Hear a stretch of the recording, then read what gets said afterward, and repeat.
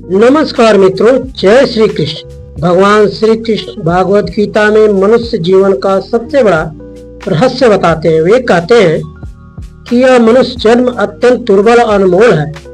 असंख्य योनियों में भटकने के बाद जीव को यह मानव शरीर प्राप्त होता है।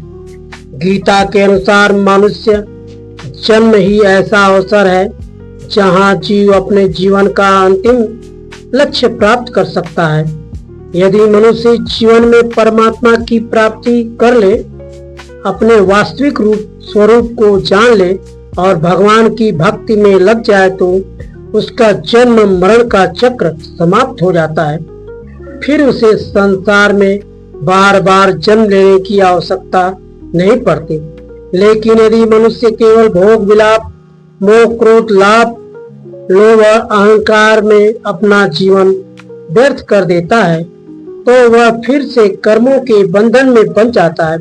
तब उसे अनेक योनियों में भटकना पड़ता है और जन्म मरण का चक्र चलता रहता है।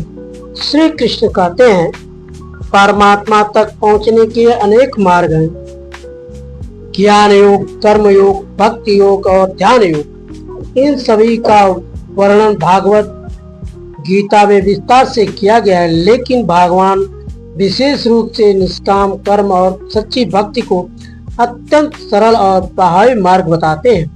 गीता हमें सिखाती है कि मनुष्य को अपने कर्तव्य का पालन करते हुए भगवान का स्मरण करना चाहिए।